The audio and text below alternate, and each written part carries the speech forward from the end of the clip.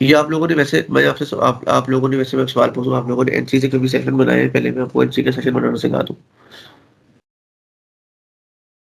ताहिर भाई, माजिद, आप लोगों ने नहीं कभी मैंने एनसी यही N N L B T बस यही करना है, बाकी कोड जो होते थे। क्यों ताहिर भाई बनाया है ये? माजिद भाई, आपने बनाया है ये सेशन एनसी का यूज़, या मैं बता दूँ?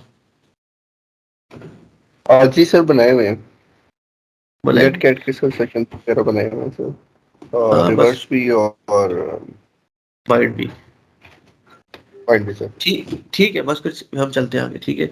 इसमें ये होता है कि आप एक अटैक मशीन है, एक विक्टिम मशीन है, ठीक है? डेफिनिटली आप अपनी अटैक मशीन में लिस्टनर लगाएंगे, क्योंकि अटैक मशीन नहीं लिस्टन कर रही विक्टिम से सेशन, विक्टिम्स का एक सेशन अटैकर मशीन में ला रहे हैं ना डेफिनेटली। तो इसका मतलब ये है कि विक्टिम अटैकर के ऊपर ही कोई लिस्टनर लगना होना चाहिए, और अटैकर, तो इसकी बेसिकली दो कमांड्स होती है, एक लिस्टनर होता है और एक एक तरफ एनसी की। तो एनसी के दो वो है वेरिएंट्स, एनसी से लिस्टनर भी बन जाता है और एनसी की कमांड से उसको कनेक्ट भी कर लेते हैं। तो ये मैंने अपनी मशीन पे लिस्टनर लगा दिए, और अब मेरे पास एनवायरनमेंट किया कि मेरे पास जो मेरी विक्टिम है उसके ऊपर मेरे पास कमांड एग्जीक्यूशन है। तो अब मैं छोटी मोटी कमांड एग्जीक्यूट करने की बजाय अब मैं एक अच्छी कमांड एग्जीक्यूट करूंगा, एनसी माइनस एनवी ऐसे लगाते हैं, ठीक है? अच्छा, आईपी ये लिखा हुआ है हमारी उसका,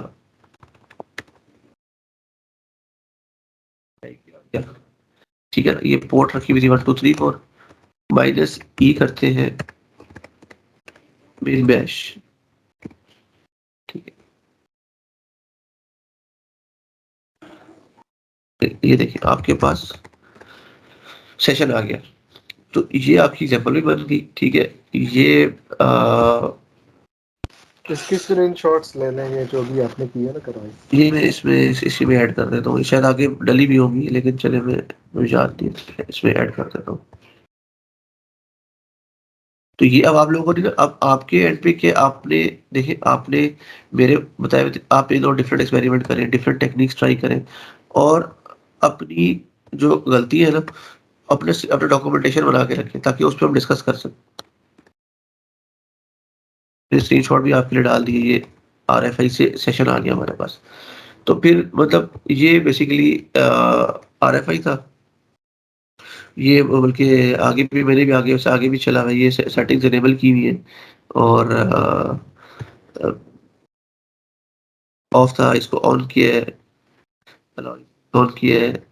अच्छा, मजे की बात है, इससे आप दूसरी, तो हमने सिर्फ एक काम किया ना, एक तो बेसिकली हमने रिमोट पर एग्जीक्यूशन किया, इस पे आप रिडायरेक्शन भी ला सकते हैं। देखिए मैंने डाल के google.com खोल ली है, ये लेकिन अगर आप देखें मैं किस वेबसाइट पे हूँ, मैं विक्टिम की वेबसाइट पे खोला हुआ क्या है मैंने, गूगल। और गूगल की जगह फिर आप क्या कर सकते हैं, सोचे सोचे, गूगल की बजाय आप खोल सकते हैं forum by minus attacker minus website .com, आप अपनी मलिशियस वेबसाइट भी खुलवा सकते हैं, ठीक है? इधर भी नीचे पीओसी धरी हुई है, ये यहाँ तक तो ये RFI का भी सिलसिला हल हो गया। मैं जाते जाते ना एक ट्राई कर लूँ उसके ऊपर ना, मुझे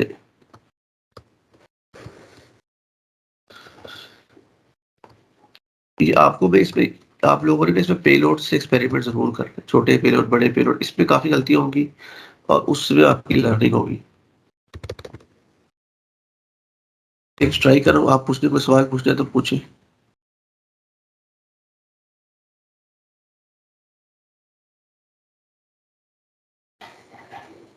ये देखिए ना, मुझे अभी गलती बताना कि ये देखिए, ये जो ये आप LFI कर रहे थे ना, जो हमारा चल नहीं रहा था, वो बेसिकली ये जो क्वेश्चन मार्क था ना। अच्छा, अब आपने बड़े गौर से एक बात सुननी है, सारे तवज्जो दे रहे हैं इस बात के ऊपर। जी ये बड़े अहम पॉइंट है जो मैं आपको समझाना चाहता हूँ, और ये मैं खुद भी भूल गया था। तो मैं इसीलिए मैं रियल सेशन में बड़ा वो होता हूँ कि रियल सेशन में रियल मिस्टेक्स होती है और उसमें रियल लर्निंग होती है। तो मैं खुद भी इस लाइव करने का आदी हूँ, ताकि वो गलतियां आप भी देखें और उससे बंदा सीखता है। एक बनी बनाई एग्जाम्पल है ना, ये आप यकीन करें, बनी बनाई एग्जाम्पल पे नहीं आप सीख सकते, ठीक है? अच्छा, अच्छा आपको ना एक ये था जी, इस पे चल रही थी और इस पे नहीं चल रही थी, मैंने ऐड की जगह ये लगाया हुआ था, ठीक हो गया? अब गौर से बात सुनिए, जब आप PHP का एक स्क्रिप्ट लिखते हैं, वेब शेल लिखते हैं छोटा सा, ये आपने लिख लिया, सही हो गया। इसके बाद आप इसको अब मैं स्टेप बाय स्टेप बता रहा हूँ। अपनी काली लिनक्स में अपाची के रूट फ़ोल्डर में डाल के अपाची इनेबल करके ब्राउज़र खोल के लोकल होस्ट करके test.php चलाते हैं। आगे लिखते हैं सवालिया निशान और लिखते हैं cmd is equal to ls। ls की कमांड चल जाती है। इसको आप ऐसे भी लिख सकते हैं कि ऐड करके भी लिख सकते हैं, ठीक है? सवालिया निशान से भी चला सकते हैं और ऐड करके भी पैरामीटर दे सकते हैं। अब होता क्या है कि ये इसमें ना बेसिकली ये जो कभी-कभी ना कुछ कैरेक्टर ऐसे होते हैं जो कि यूआरएल में आ जाए ना, तो वो मतलब उसका ना वो इंटरप्रिटेशन खराब हो जाती है। मैं कहना ये चाह रहा हूँ कि जो यूआरएल है ना, ठीक है, आपका ये पूरी स्टैक होती है, ठीक है? आपका विक्टिम है ना, उसपे वेब सर्वर चल रहा है। वेब सर्वर का चलने का पूरा एक तरीकाकार है, ठीक है? तो वेब सर्वर एक यूआरएल को एक खास फॉर्मेट में लेना है। तो जो यूआरएल को जो फॉर्मेट बनाते हैं ना, अगर आपने कभी गौर किया हो ना कि जो भी गेट रिक्वेस्ट बनती है उसका ये बनता है https://google.com सवालिया निशान, फिर पैरामीटर लगता है ऐड करके, दूसरा पैरामीटर लगता है ऐड करके, तीसरा पैरामीटर लगता है। ये मैंने आपको पहले इनोवेशन में एक्सप्लेन किया था, गेट की रिक्वेस्ट ऐसे बनती है, ठीक है? अब जो आपकी रिक्वेस्ट सबसे पहले लैंड करती है वेब सर्वर के ऊपर, और वेब सर्वर क्या करता है, वो देखता है रिक्वेस्ट ठीक है, देन एप्लीकेशन के पास जाओ और अगली बात करो। अब हो ये रहा था हमारे कि हमारे दो सवालिया निशान आ रहे थे। अमूमन जो यूआरएल का फॉर्मेट है ना, उसमें एक सवालिया निशान होता है, उसके बाद फिर आपको पैरामीटर लगा होता है, फिर ऐड पैरामीटर लगा होता है, फिर ऐड पैरामीटर लगा होता है, ठीक है? ये होता है फॉर्मेट। अगर मैं इसकी एक और मिसाल आपको बनाऊँ, वैसे एचटीटीपीएस हम करते हैं जी google.com, फिर आता है सवालिया निशान, फिर आएगा user name is equal to Khurram, ठीक है?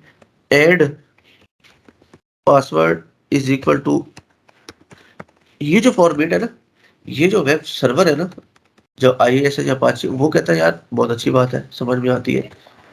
आप उसको ये बना के दे दें, ठीक है? अब हमारा जो उस तरह का पेलोड था ना, पीएचपी का वो हमें ये कहता था कि हम इस तरीके से उसको एक्सेस करेंगे। ये आ रहा हो और सवाल, इसकी वजह से ना 2-2 सवालिया निशान एक यूआरएल, तो यूआरएल का अपना फॉर्मेट ही खराब हो जाता है। तो मुझे भी याद आया, ये जो 2-2 सवालिया निशान डालते हैं ना, ठीक है? एक यही तो जो आपकी रिक्वेस्ट है ना, वो डिफरेंट सीरीज में से गुजरती है, तो ये तो वेब सर्वर पे रुक जाती है। वेब सर्वर ही इसको बंद कर देता है, आगे बात जाती ही नहीं है। इसीलिए इस पे ना ऐड यूज़ किया है, और जैसे ही हमने यहाँ पे ऐड यूज़ की, ये वही गलती थी, तो मैं अच्छा हुआ ये भूल गए, और अच्छा हुआ ये याद आ गई कि अब आप देखें ना, तो ये सवालिया निशान था, ये पहला पैरामीटर था पेज, उसकी वैल्यू ये आ गई। ये दूसरा पैरामीटर ऐड लगा के दूसरा पैरामीटर, तो वेब सर्वर, अगर आप वेब सर्वर है ना, तो आपके लिए यूआरएल बिल्कुल ठीक है कि यार ये यूआरएल था, गेट की रिक्वेस्ट है, इसमें सवालिया निशान आ गया, ठीक है? पहला पैरामीटर है पेज, उसकी वैल्यू इज इक्वल टू के बाद लिखिए। तो ऐड का मतलब होता है दूसरा पैरामीटर।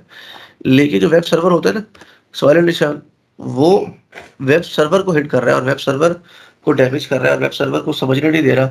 वो कहता है रिक्वेस्ट सही नहीं है। तो अगर रिक्वेस्ट सही होगी तो आगे जाएगी, कोड तक कोड एग्जीक्यूट होगा, तो आपको कोड एग्जीक्यूशन मिलेगी। तो हमारे अब दोनों चीज़ें एग्जांपल्स थ्रू हो गई, और ये आपने एक चीज़ लर्न की। यही इसीलिए मैं वो कह रहा था कि ये जो छोटे मोस्टली पेलोड्स आप ट्राई करेंगे ना, तो उसमें आपको बहुत सारी गलतियाँ आएँगी। अब मैं आप मेरे ज़हन में भी सारी गलतियाँ नहीं आ रही, जब आप करेंगे गलतियाँ आएँगी तो फिर हम डिस्कस करके उनको सॉल्व कर लेंगे। तो ये बड़ा अच्छा एक पॉइंट था, ये जो मुझे भी याद आ गया। ये वो गलती थी जो हमें प्रॉब्लम दे रही थी कि हमारा कुछ इस तरह का फॉर्मेट बन रहा था, ठीक है? ये वाला फॉर्मेट आप, और ये फॉर्मेट हमारा सही नहीं है। वेब सर्वर का क्या कसूर है? वो क्या समझेगा इसको कि मेरे पास क्या चीज़ आई है? आप जितनी भी गेट वेब पेन टेस्ट करें, गेट रिक्वेस्ट देखिए, वो इस तरह नहीं होती। उसका एक स्टैंडर्ड फॉर्मेट है कि पहले सवालिया निशान लगाओ, फिर पैरामीटर लगाओ इज इक्वल टू उसकी वैल्यू, फिर ऐड लगाओ, फिर दूसरा पैरामीटर, फिर इसकी वैल्यू। सवालिया निशान नहीं लगता, ठीक है? तो उससे वो, ये मेरे जहाँ तक मेरा ख्याल है, ये वेब सर्वर के ऊपर ही हमारा यूआरएल ड्रॉप हो रहा था, तो हम आगे जा ही नहीं रहे थे, ठीक है? अब इसमें समझ आ गई आप लोगों को? इट मीन्स कि ये जो हमने क्वेश्चन मार्क लगाया था वो गलत था विद रिस्पेक्ट टू ये पर्टिकुलर सर्वर, उसके लिए यस, ठीक है। और असल लेकिन में किसी के लिए ठीक भी हो सकता है, किसी और सर्वर के लिए ये नहीं, नहीं नहीं, ये होगा, किसी के नहीं, लिए नहीं ठीक, किसी के लिए भी ठीक नहीं होगा। असल में ये मैं आपको दिखाता हूँ, इसमें ना हमने एक देखिए अगर आप, अच्छा, अब ये अगर आप एग्जांपल देखें ना, इसमें अच्छा, इसमें हमारी लोकल मशीन पे मैंने test.php रखी हुई है, उसके बाद स्मरण निशान लगा के मैं पैरामीटर दे रहा हूँ। अच्छा, इसमें ना इस एग्जांपल में ना हमारे जो हमारा वेब सर्वर था ना, जो अपाची था, उसके लिए यूआरएल बिल्कुल ठीक है, वहाँ से भी हम निकल गए, अपाची में से निकल गए और test.php के ऊपर test.php के ऊपर हमारे पास मतलब हम यूआरएल से भी निकल गए, कोड भी एग्जीक्यूट हो गया। लेकिन ये प्रॉब्लम कहाँ बन जाती है? एलएफआई की सूरत में, क्योंकि एलएफआई का फॉर्मेट ऐसे आ रहा होता है कि फाइल इज सवाल निशान file is equal to include.php, वो तो आ ही गया, उसके बाद हम जो हमारी सवाल निशान में लगाना पड़ता है आगे।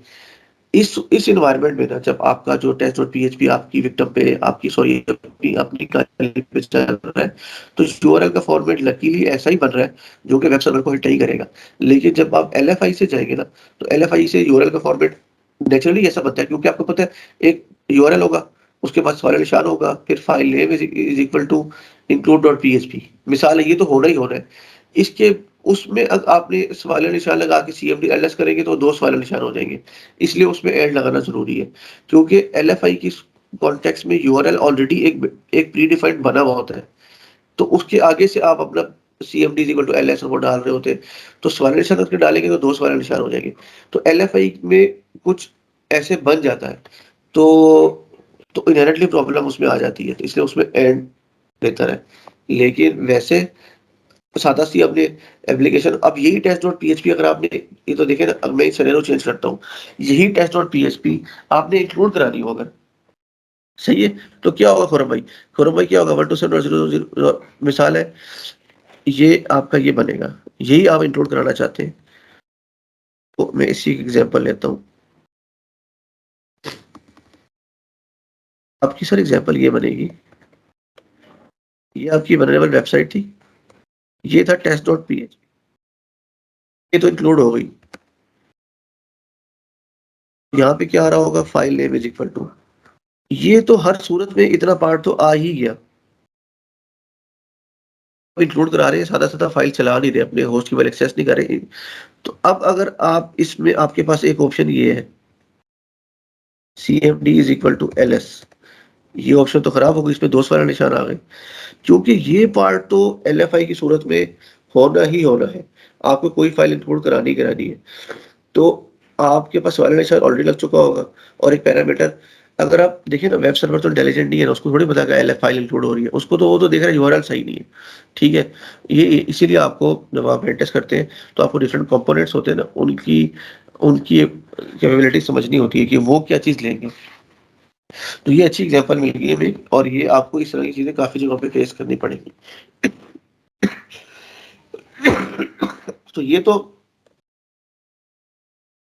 क्या तरीका था कि अब इसको मैं ये करके चला लेता हूँ, एंड से भी उठा लेते हैं पैरामीटर, कोड हमारा उठा लेगा, तो फिर हमें व्हाई नॉट कि हम एंड यूज करें, ताकि अब जो हमारा फॉर्मेट बन रहा है वो ठीक बन जाए। और यही फाइल अगर आपने अपनी मशीन पर, मशीन है myMachine.com test.php, अब इस पे बात अगर मैं यहाँ पे cmd करके ls भी कर लूंगा ना, तब भी मेरे पास एक सवाल निशान है, तो मेरे से कोई प्रॉब्लम नहीं है। ये मैं तो ये मैंने अपनी मशीन पे एक फाइल test.php रखी है अपाची में, अपाची ऑन करके लोकली एक्सेस करके देख रहा हूँ, ठीक है। लेकिन जब मैं इंक्लूड कराऊंगा तो पाथ ऐसा आ रहा होता है जो हमारे लिए मजबूरी बन जाता है, बेसिकली वेब सर्वर के कॉन्टेक्स्ट में, अपाची IIS के कॉन्टेक्स्ट में प्रॉब्लम बन जाती है, यूआरएल का फॉर्मेट खराब हो जाता है। क्लियर है जी?